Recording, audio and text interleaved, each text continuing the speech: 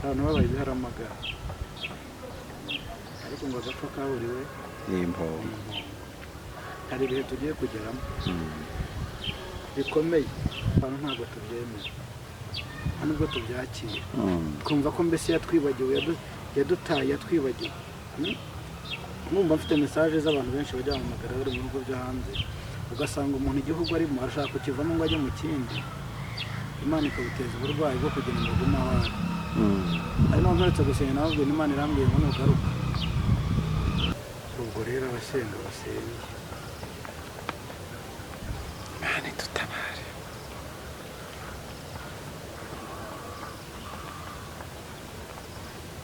wamumenye ntabwo namumenye ariko ari muri bihugu muri igihugu kiri mu biyaga bigari Nihari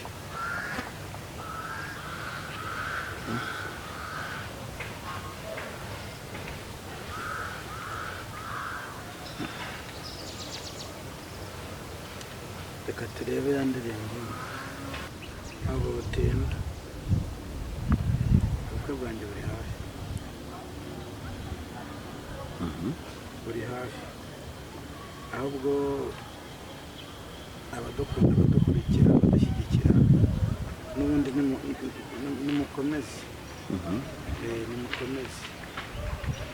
nimukomeze dushyigikire ubwo bukwe buri hafi ni ku itariki 20 z'ukwa kangahe ahubwo namwe igihe ubukwe bukunda kubera murakizi hari mu kwa gatandatu hari mu kwa karindwi hari no mu kwa munani ariko njye ndumva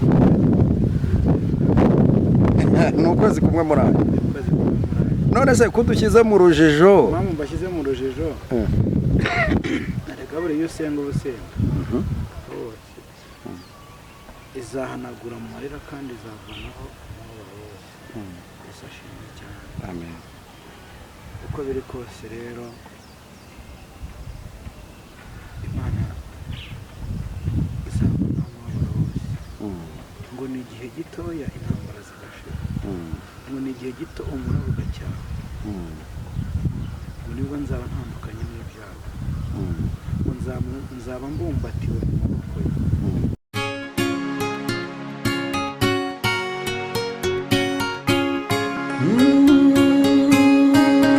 Emana we Yesu we ingoma yawe ni amamare reka twongere tubasuhuze kandi tubifurize amahoro y'Imana umugisha Imana itanga ubane namwe mwese abari mu Rwanda n'abari hanze y'igihugu cy'u Rwanda mwese mugubwe neza kandi mugubwe neza cyane umukozi w'Imana mwaramukumbuye tujya kumushaka tubana nawe none n'uyu munsi twongeye kubana nawe reka musabe kugira ngo abasuhuze abasuhuje amahoro y'Imana bane namwe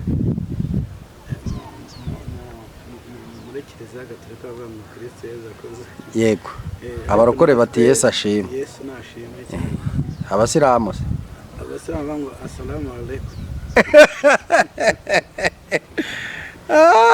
abo bantu bose baradukurikira turabasuhuje bose baradukurikira kandi buriya ntimukagira ngo n'abasilamu ntibasenga bakunda no gusenga barasenga da hari abavuga ngo ntabwo abasilamu ngo bajya bumva ngo ubutumwa bw'abarokore ahubwo barabwumva Imana ibaha umugisha rero nanjye nari mbakumbuye nubwo dukomeje n'uburwayi ariko turashima Imana turi amahoro yego uko biri kose reka tuvuge ngo ni inshuro ya kabiri tukwakiriye nyuma y'uko hari haciye amezi tutabana ni inshuro ya kabiri tukwakiriye ndifuza yuko tuza kugirana ikiganiro cy'iyobokamana reka ngusabe kugira ngo badusenge Imana Mana yacu Mana nziza Mana idukunda Mana iduhagararaho Mana iturinde ikaturindira imiryango turagushimye turaguhimbaje kubanye natwe turaguhamagaye umwanya rero Kristo ngo ugendagende ku barwayi aho umurwayi ari buri hose ugende umukozi w'ibiganza byawe umukize umugire neza kugira umugisha ndetse n'abaremerewe bose ubasanga bagire neza, imfubyi, abapfakazi, abo bose Kristo nakwinginze ngo bagire neza, kandi ikiruta byose uhaze kwifuza kwabo. Natwe muri aka kanya rero inshuti zacu zirinde, ababaye barengere, batwifuriza ibyiza nabo bahagarareho, kandi Kristo n'abatwifuriza inabi nabo basange bahindura imitima yabo, kuko ni wowe wahindura umutima w'umuntu, twe ntacyo twakora ngo tuwuhindure. Abantu natwe byose tugasenga kandi turizeye. urakoze cyane ku isengesho ryiza cyane uduhaye. Ndagira ngo abakunzi bacu nabo baguye neza kandi barafashijwe, kuko bakunda kuvuga ati Eric Mugabe aradufasha, turamukumbura. Ni nayo mpamvu kandi nyine nk'uko wabidusezeranije ubwo duheruka gukorana ikiganiro, ukatubwira ati nagarutse kuko ngira igihe Imana yo yambwiye gukora ndakora. Hari abantu bakomeje guca mu gikari bakambaza ibibazo byinshi, shaka kugira ngo mbikubaze no kugira ngo bisubirize kuri kamera. Ikibazo cya mbere, ubukwe bwawe buri ryari? Ubukwe bwo ntabwo butinda, ubukwe bwanjye buri hafi, buri hafi, ahubwo abadukunda, abadukurikira, abadushyigikira n'ubundi nimukomeze, nimukomeze dushyigikire, ubukwe bw'ubukwe buri hafi. Ni ku itariki 21 z'ukwa kangahe? ahubwo namwe igihe ubukwe bukunda kubera murakizi, hari mu kwa 6, hari mu kwa 7, hari no mu kwa 8, ariko njya ndumva ni ukwezi kumwe muri ayo. None se kudushyize mu rujijo? Mpamvu mbashyize mu rujijo, reka buri iyo usenga ubusenga, hari abamba ntagira ngo batamenya amakuru. Uragiye uvuga amakuru ukavuga ibyawe byose, kandi ingenza ziri hafi. Ariko se nyine uko ingenza uravuga uti hari abo ntaba nshaka ko babimenya. Ubu uyu munsi twizere ko ubwo bukwe tuzabutaha, kandi mfite amakuru ko ubukwe bwa mbere bwarabaye, ntiwadutumiye. Ubu twizere ko ubukwe bwa kabiri, ubwo abantu babyumve, ubukwe bugira amarawundi, hari ibibanziriza, hari imihango ibanziriza mariage, iyo yagiye iba. Niyo makuru mfite nubwo utarabimbwira. Ese twizere neza ko Imana irahari, uzayitumira mu bukwe bwawe bwa mariage? Cyane no mu gutera igikoma. No gutera igikoma uzayitumira? Abakunzi bacu mwe mu byumva. Ntabwo ari kera. Ntabwo ari kera, ubukwe burahari kandi ndi mu myiteguro. Ese ntameze nk'umugeni? Uri umugeni, ahubwo ibintu bya njye nakubonye umugabo ko yabyibushye gutya, ariko shera ari kukwitaho pe. Shera ari kukwita, inkweto nziza ihenze iki, ugomba kunyita. Kandi ni ngombwa, burose utitaye kuko ukunda, utamwitayeho wafite kuri, ariko hari n'abantu bajya banyitaho, ariko abenshi barashishije sinzi. None se ko bari barakubuze birirwaga bampamagara ngo iki? Ariko se njye bagiye bampamagara, bari kuneka, ntabwo bazi se. Naho ubukwe bwo burahari, ukwezi kwa 6. Yego, ukwezi kwa 6 k'uyu mwaka. Ubu ni ukuvuga dufite amezi 2 yo kwitegura ubukwe. Naho abo b'ibihanda bo nibashaka barorere. Ubukwe bwo burahari rero, ugomba kuba umugabo nawe. Ugomba kuba umugabo ukava mu bwana. Nuko bimeze. Nukuri bacu batuye hafi rero, hari abemeye kumbera bashiki banjye, hari ba mama n'abantu benshi. Ariko abantu bibuke ko nta bavandimwe ugira, nta n'ababyeyi ugira. Babimenye babyibuke rwose. Noneho Yesu nawe azabikora nk'uko yabikoze Kana, n'ibindi byose bizagenda neza, ariko abantu bibuke ko ubukwe ni abantu. Aho muri mwe bazaza tugashanana n'ibyo utagushanana harya gushananirwa bazaza ariko njyewe ntabwo njya mbishobora ntubishobora mu bantu uzashyiramo mu gushananika sindimo uzakomeza akazi kawe njye nzakomeza akazi kanjye ko kuri kamera nuriya mubyeyi ndamutumye nawe ari kukumva zaza ni byiza nabyo gutumira hakiri kare ni byiza buri wese akazamenya igihe ngaho rero batumire nabatumire oya njye narindi kukubaza ibibazo byanjye ngaho tumira abantu bateguza tariki 21 yego abazagira icyo bakora cyangwa se bazagushyigikira bari kure badashobora kuhagera bazabikurikira biri live ku Imana Irahari TV bazabikurikira oya ariko benshi bazaza ariko hari abari mu bihugu bya kure cyane yego ni ukuri harimo n'abo twavuganye barambwira ati rwose ugomba kuboneka bazaza rero nta kibazo kandi Imana yambwiye ko bazabutaha benshi ari babonga yego ibintu byose bizagenda neza bigomba kugenda neza maze iminsi ntembere iwawe nkahasanga abantu bafite urundi ruhu ni ukuri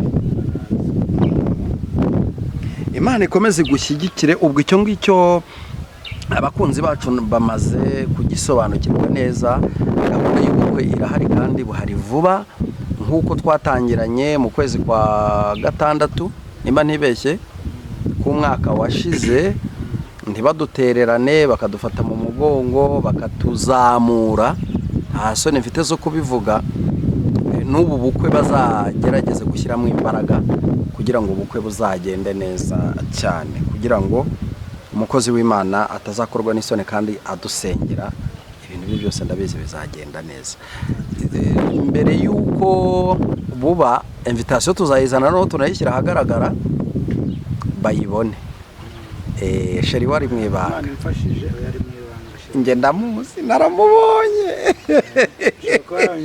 oya naramubonye naramubonye cyangwa nuyu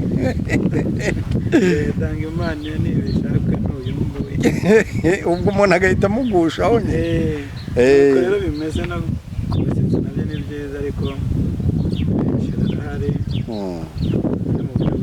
mu buryo bwo mu mubiri arahari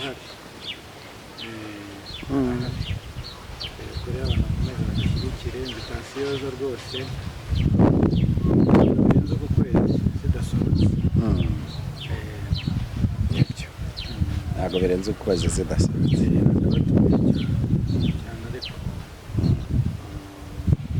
yego reka icyo ngicyo tukiveho niturangiza dukomeze twigire mu ivugabutumwa hari igihe twakoranye ikiganiro uravuga ngo ntabwo Imana irafunga amadini igiye gufunga n'ayandi nimba abantu babyibuka watanze urugero ku rusengero wagiyemo utumiwemo n'umuntu ugasanga rukorana n'imyuka mibi kandi nanjye mu nyuma barantumiye kuko ibyo bintu turabibona urangije uravuga uti Imana ntabwo irasoza akazi kayo noneho rero byarasohoye ndetse bikomeje gusohora kuko ikigaragara cyo hari andi madini akomeza kugenda afungwa aya ngaya amaze gufungwa yaba ariyo ya mbere n'aya nyuma cyangwa Imana iracyakomeje umukwabo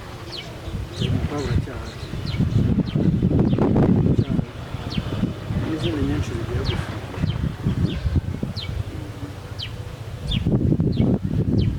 ndabizi reka buriya abantu bavuga Imana cyangwa abantu bavuga ibyo Imana batumye abenshi ntabwo bemera nta n'ubwo buriya ntuhagare imbere akamera cyangwa kwicara imbere akamera bavuga ibyo Imana batumye nushaka no guhita utaha hari n'abashobora kugira ngo utere ntabwo twese tuba dukunda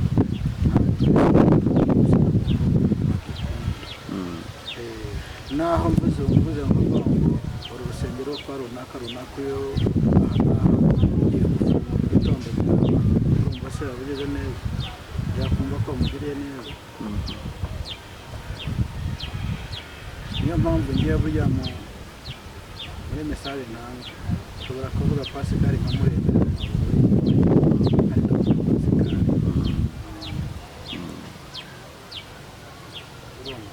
buri Imana yaguhaye kuvuga ikintu kukivuga abajyaho rero bakavuga ngo bagiye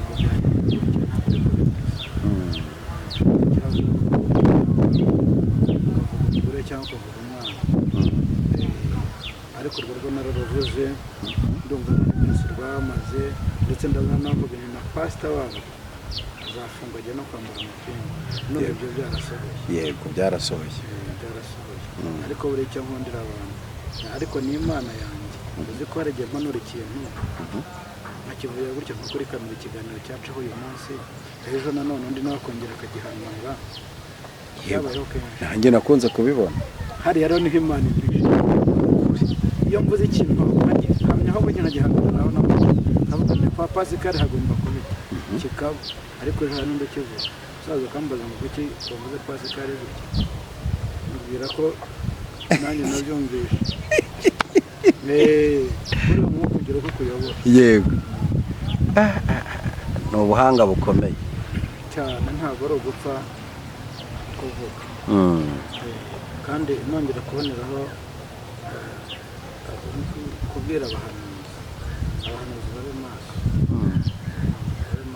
basenge bayoborwe n'umwuka utayoborwa n'umwuka azajya imbere ya kamera bari buzavuga ibintu bimukorera noneho ibihe turimo abarebesha amaso y'umubiri gusa ariko ibihe turimo ni ibihe bibi ni ibihe abantu bagiye kwangana ni ibihe abantu bagiye kuzirana ni ibihe umuntu agiye kujya agenda guteranya n'undi aguteranya n'undi n'abakecuru uzi ko badatinya guteranya n'abandi mu gihugu cyacu iby'amoko ntibikibaho ntabwo ari ikibazo twarabisezereye ntabwo ikibaho ariko mbabwiriza ukuri uku guhera mu bakecuru kugenda ugeza mu bana niyo mpamvu benshi ubona nta mugisha babona uriya mubyeyi Angelique niwe waririmbye aravuga ngo wivange ishyari n'ubukene ngo wivange ishyari n'ubukene udapfa abantu rero impamvu nta kintu bageraho ni ishyari ni urubango ni ukutanyurwa ni ukudafasha ubu nshobora kuvuga gutya umuntu akambwira ati njye ko mfasha ko nta kimana irakora ariko urimo uribikira ubutunzeho inyenzi n'ingese zitagira abantu bagira urukundo abantu bagere kwihangana abantu bagere kubabarira abantu bagere kwifurizanya ibyiza ibyo ni byo Imana ishaka yego abantu bareke gusebanya abantu bareke guteranya n'abantu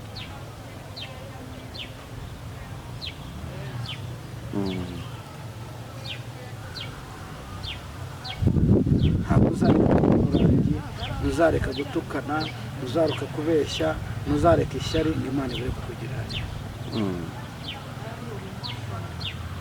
buriya niyo mpamvu ubona abantu benshi baheze ku musozi ni ishyari bafite nta magambo bagira buri Imana ntabwo ikunda amagambo ntabwo ikunda ijambo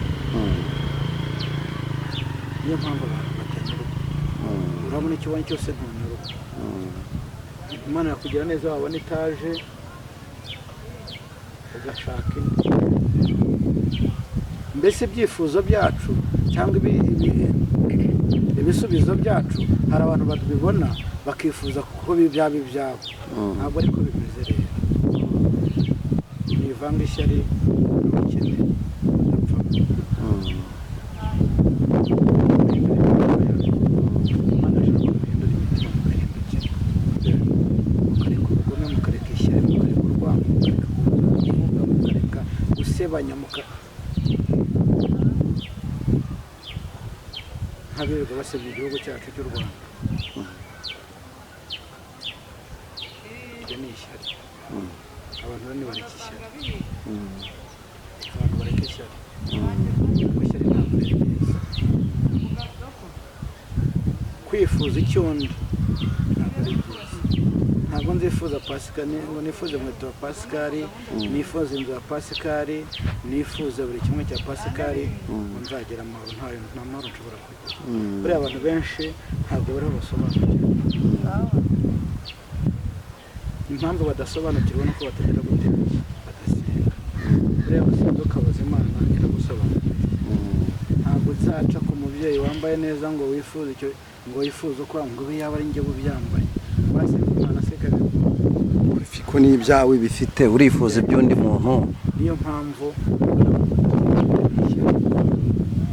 kwifurizanya ibibi, kumva ko na pasikari nta kintu yageraho. ugasanga umuntu arasenga ku musozi, yaheze mu ikote rimwe, uvayo kuwa mbere kuwa kabiri asubira ukamusangayo yaraheze ku musozi. ugasanga nta n'isabune agira ati abona, ariko ni ishyari.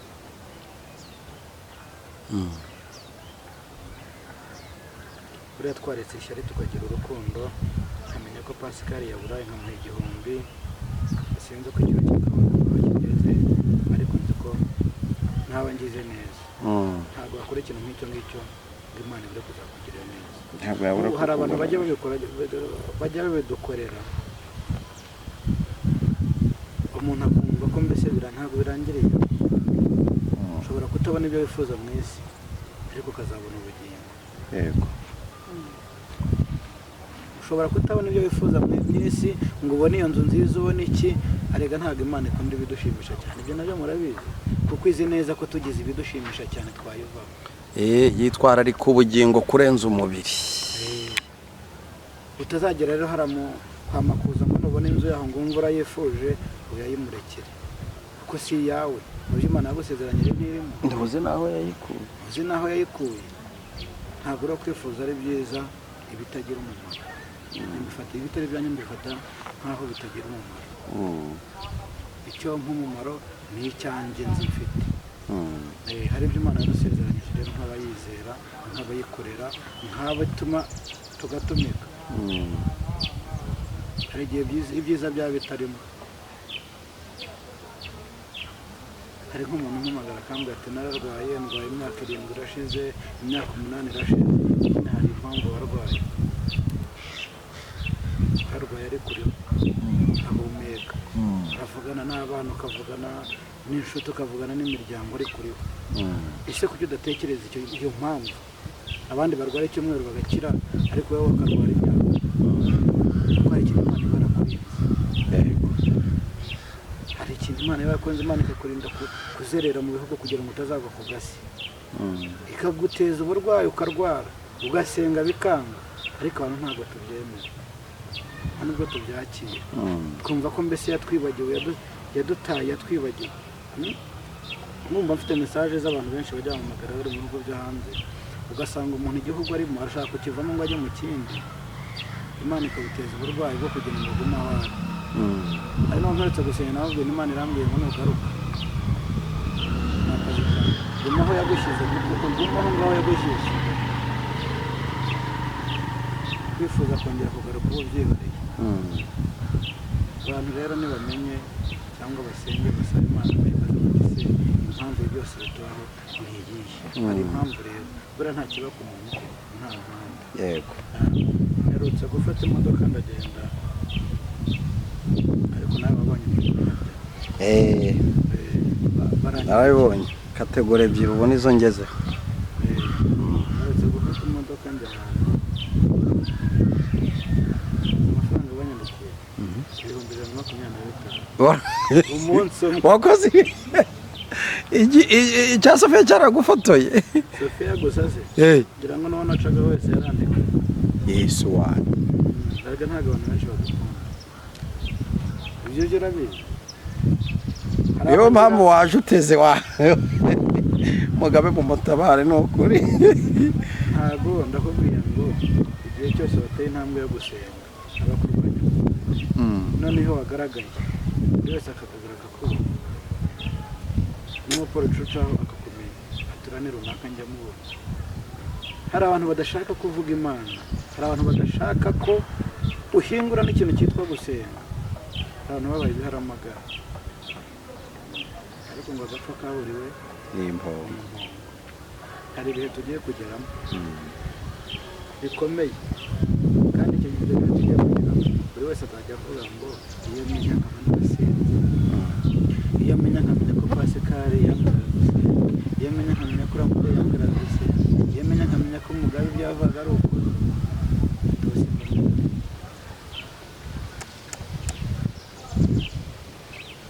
Turi abantu tubabaye cyangwa tubabaye, nakubwire ko interivasiyo zarambabaje, ariko abantu tubabaye tubabara cyangwa tubabaye ukuri tubicyubike, ahubwo mureke kwiyandurisha ibyo kurya by'ubwami.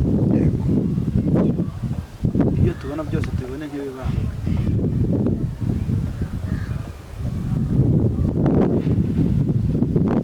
Ese kugira ngo cyagiye ziriya nzu nziza zihari, ibihugu byo hanze se ntibyubatse neza? Ziriya nzu nziza zihari izajya ibamwo n'umuntu utaranayubatse utazi n'uko byagenze. Hari ubuhanuzi wigeze utambutsa uvuga uti abanyamurenge aho bari hose ku isi Imana ibagaruriye gakondo igiye kubaha igihugu. Urabyibuka? Njyewe iyo ndebye mbona bigiye ku byaranatangiye. Ni ugusenga. Gusenga ni uguhozaho. Gusenga ni uguhozaho. Ntabwo Imana ikubwiye ikintu ntabwo ugenda wicara ngo usinzire ngo Imana yakivuze, ubwo yakivuze ngo reka kirangire. Mbere nka wa muntu nabwiye nti kuko Imana yantegetse kujya ku musozi kugusengera. Nanjye namwe gusenga no mu rugo ntiyakubwiye. Utiriwe uzamuka imisozi. Umutiri ugenda. Ubu no mu rugo wahagira umusozi uranyumviranye.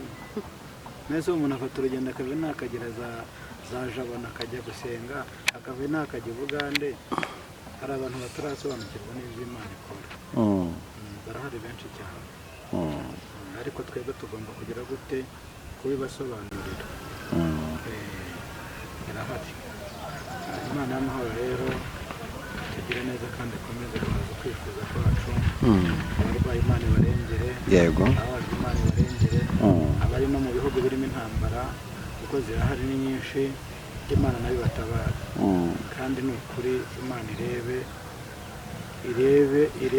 irebe isengesho maze iminsi nsenga itabare abaturage bari muri ibyo bihugu. Imana ibarengere. Imana ibarengere. Nzi niba hari ikindi wambaza rero. Yego, tugana ku musozo, reka nguhe umwanya kugira ngo niba ufite mesaje uyitambutse, nibyo biza kudufasha. Mesaje mfite mesaje y'ababyeyi. Umubyeyi aho ari hose, ntabwo uri mu gihugu cyacu kiri gusa. Mesaje mpa buri mubyeyi wese aho ari hose. Ariko ikibazo nabwo dutanga mesaje gutya ugasanga nguhaye mesaje wenda ubana n'umuntu uvuga ururimi ntumva, cyangwa umuntu avuga ururimi mvuga ntarwumve ntumusobanurire. N'isi yose rero, n'isi yose. Imana yambwiye ngo mbwire abadamu aho bari hose basengera uburwayi bukomeye cyane bwo mu nda. Ni nk'icyorezo.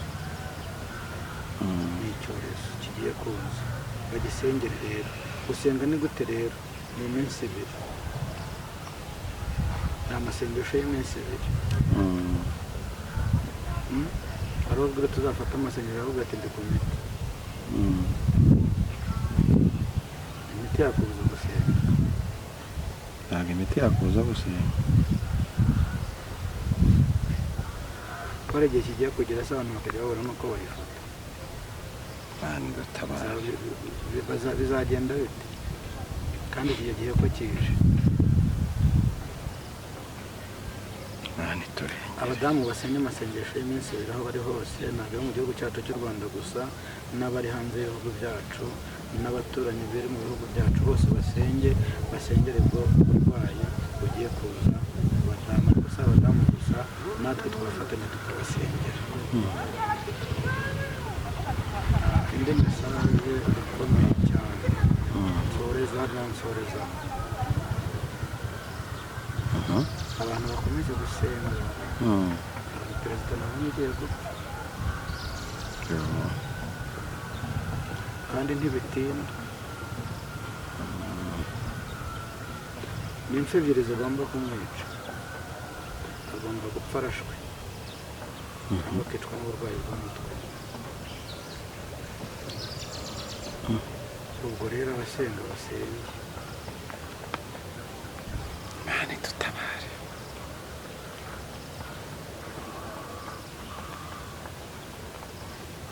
wamumenye ntabwo namumenye ariko ari muri iki gihugu kiri mu biyaga bigari niho ari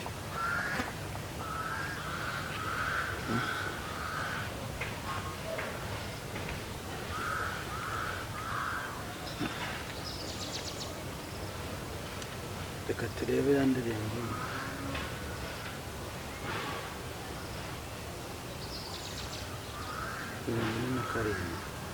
47 hanyuma turirimbe dusoze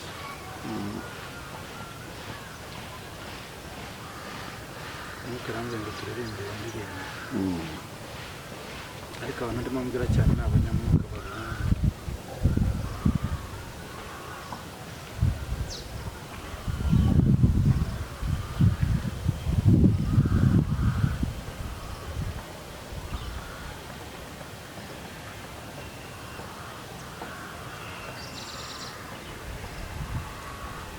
ngiyi ivuga ngo ni mu ndirimbo z'agakiza ni igihe gito ntoyizi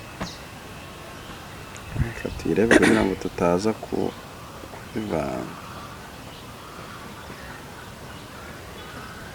igihe gito intambara igashira igihe gito umurabo ugacyaha neho nkara ubavurwa Yesu nkunda ziko mu ijuru hataba umwijima habaye umucyo uhoraho iteka nziko mu ijuru hataba umwijima habaye umucyo uhoraho iteka umubabaro n'uw'igihe gito ijoro naryo ni iry'igihe gito ndirira kenshi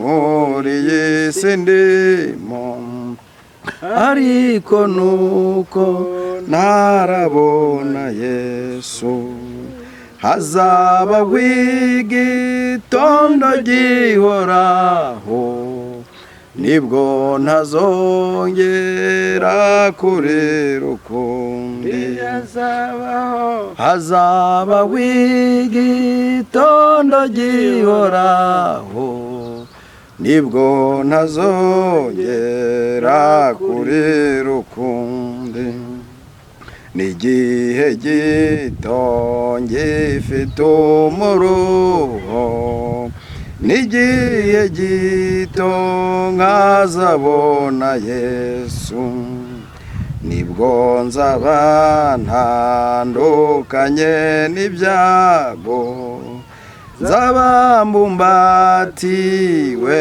mu maboko ye nziko mu ijuru hataba umwijima habaye umucyo uhoraho iteka noneho ntacyo umubabaro untwaye kuko nza wibagirirwa kwa Yesu nubwo ngifite kubabazwa mu isi mu ijuru nta mubabaro n'urupfu Imana izahanagura amarira izavanaho umubabaro wose Imana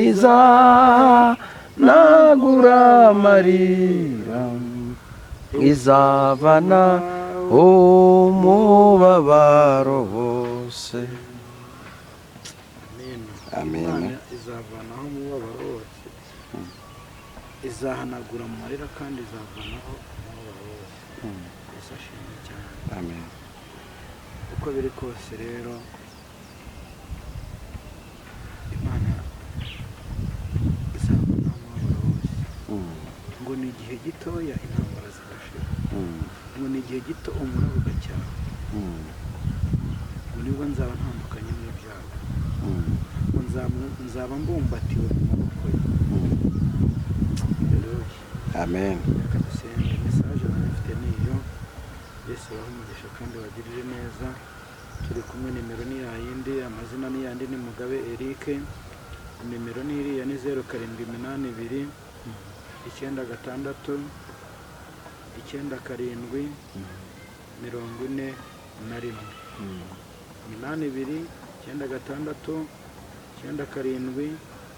97 41. Yesu abahe umugisha. Murakoze cyane. Amen. Karibu n'isengesho. Mana yacu turagushimiye, turaguhimbaje, tugushimiye kugira neza, tugushimiye ko wabanye natwe. Kristo, tugushimiye ko wadushyigikiye mu byo twavuze byose, wabanye natwe. Ngaho rero kirakubana natwe kandi tugire neza. Abarwayi turabasengeye, ababyeyi turabasengeye kuri kiriya cyorezo mu izina rya Yesu, ndetse n'umuperezida aho ari hose muri kiriya gihugu turamusengeye, mumuhagarareho mu izina rya Yesu Kristo, kwawe kutugaragareho, tugire neza, tukugiraho umugisha. Ni ukuri n'abari muri kiriya gihugu byose databuja turabasengeye kugira ngo ukuboko kwawe kubane nabo. Abarwayi barengera, abapfakazi bahagarareho, abatishoboye bashyigikire. Mwami databuja, tuzi ko n'igihugu hari igihugu kirimo inzara kandi iteye ubwoba, nacyo turagisengera ngo utange ibyo kurya bitunga imibiri ndetse n'iby'umwuka nabyo babibone. Ngaho rero abana natwe twese, kandi turasenga turizeye kubiduha mu izina rya Yesu Kristo. Nimero yawe ya telefone kugira ngo wifuza gusengana nawe, n'uwifuza kukubaza kuri ya gahunda y'ubukwe, kubaza uburyo bwo kohereza intwererano, abe yayibona mu buryo bworoshye. Nimero yanjye ndumva nayivuze, ni 0782 96 97 41. Yesu abahe umugisha rero, amahoro y'Imana abane namwe. Shalom.